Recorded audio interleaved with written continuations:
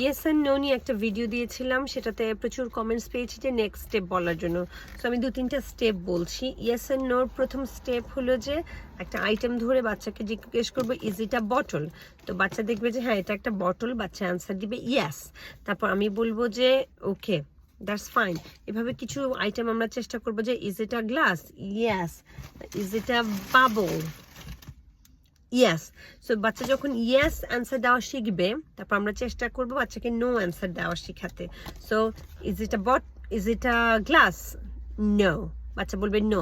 তখন আমরা বাচ্চাকে জিজ্ঞেস করবো হোয়াট ইজ ইট, তখন বাচ্চা বলবে it's a bottle. This is the second step. যখন বাচ্চা সেকেন্ড স্টেপ পেরে যাবে, তখন আমরা দুটো মিক্স করব, যে কখনো কখনো একটা ঠিক আইটেম দেখে জিজ্ঞেস করব okay is it a bubble, তখন বাচ্চা বলবে ইয়েস। আবার সাথে সাথে জিজ্ঞেস করবো okay is it a watch, বাচ্চা বলবে যে no it's a bottle. So mix and match করে ট্রাই করবো যাতে বাচ্চা ডিসক্রিমিনেট করতে পারে। Okay, this is the second step. Third step হলো আমরা যখন বাচ্চা এটা আমরা অ্যাকশনে নিয়ে যাব, এতক্ষণ ছিল নাউনে, এখন আমরা এটা ভার্বে নিয়ে যাব। ধরেন বাচ্চা আমি বসে আছি, ওকে, তাহলে বাচ্চা ধরেন বসে আছে, আপনি বাচ্চাকে বলবেন যে আর ইউ সিটিং, ওকে। তো বাচ্চা চিন্তা করবে যে what he is doing. So চিন্তা করেন, আমরা কিন্তু শেখানোটা প্রথমে নাউনে ছিল, এখন আমরা ভার্বে নিয়ে যাচ্ছি। বাচ্চা বলবে যে yes I am sitting. So এরকম করে আমরা কিছুদিন ইয়েস প্র্যাকটিস করবো, what he is doing, what was the, মানে হয়তো দেখা যাবে যে বাবা চা খাচ্ছে, তাহলে বাচ্চাকে জিজ্ঞেস করবেন বাবা কি চা খাচ্ছে, বাচ্চা বাবার দিকে তাকিয়ে দেখবে যে হ্যাঁ বাবা চা খাচ্ছে, বলবে যে yes. So we are practising yes. তারপর যখন এভাবে ইয়েস হয়ে যাবে, তারপর স্লোলি আমরা প্র্যাকটিস করবো নো। ধরেন লাইক আই এম সিটিং নাও, আমি জিজ্ঞেস করবো ইজ মামি ডান্সিং, তো বাচ্চা দেখবে যে না মা তো ডান্স করতেছে না, মা তো বসে আছে, তাহলে বলবে যে নো।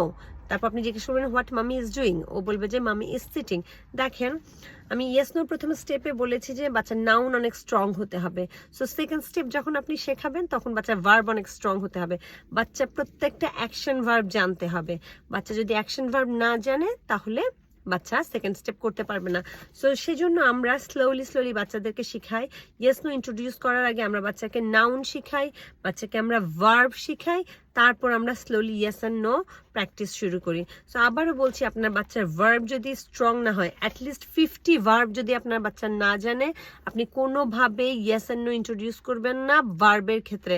আপনার বাচ্চা কনফিউজড হয়ে যাবে, আগানোর চাইতে পিছায় যাবে অনেক বেশি, কারণ সে কনফিউজড হয়ে যাবে। অটিস্টিক বাচ্চাদের কনফিউজ করলে অটিস্টিক বাচ্চারা বেশি দূর আগাতে পারে না। সো আমি আবারও বলছি, প্লিজ প্লিজ প্লিজ জাম্প করবেন না, ঠিক আছে? এইটুকু শিখান। এখন আমি তো পারি আপনাদেরকে তৃতীয় স্টেপ দিয়ে দিতে, ওকে, কিন্তু আমি তো জানি যে আপনারা জাম্প করবেন, জাম্প করে বাচ্চাটাকে কনফিউজ করে ফেলবেন, সেজন্য আমি দিতে চাই না। আমার তো দিতে কোনো সমস্যা নেই, তাই না? তো আমি সেজন্য দিতে চাই না, কারণ নলেজ আমার এখানে মুখে দিয়ে বললেই হয়ে গেল। কারণ আমি চাই যে না, যে বাচ্চাটা কনফিউজড হয়ে যাক, ওকে। কনফিউজড হয়ে গেলে বাচ্চা শিখতে পারবে না, এলোমেলো হয়ে যাবে, তখন সব কিছু মিলে উল্টাপাল্টা শুরু করে দিবে। যে ভার্ব জিজ্ঞেস করলে নাউন বলবে, নাউন জিজ্ঞেস করলে ভার্ব বলবে, ইয়েসকে নো বলবে, নো কি ইয়েস বলবে। So that's why I don't want to share a lot. আপনি যদি স্পেসিফিক আপনার বাচ্চার জন্য চান, আপনাকে আমাকে ইমেল করতে হবে। ইমেল করলে হয়তো আমি আপনাকে বা হেল্প করব স্পেসিফিক্যালি আপনার কোশ্চেনের আনসার দিয়ে। এভাবে আমি ভিডিওতে যদি সব বলে দিই, বাচ্চারা মারা উল্টো পাল্টা প্র্যাকটিস করে বাচ্চাদেরকে কনফিউজ করে দিবে। It's my experience. আমি তো কাজ করি না মাদের সাথে, বাচ্চাদের সাথে, আমার তো এক্সপিরিয়েন্স আছে, তাই না? সেইখান থেকে আমি বলছি যে that's why I don't want to share too much, because always parents wants to jump. I see it often. Okay, that's all for today. Bye bye.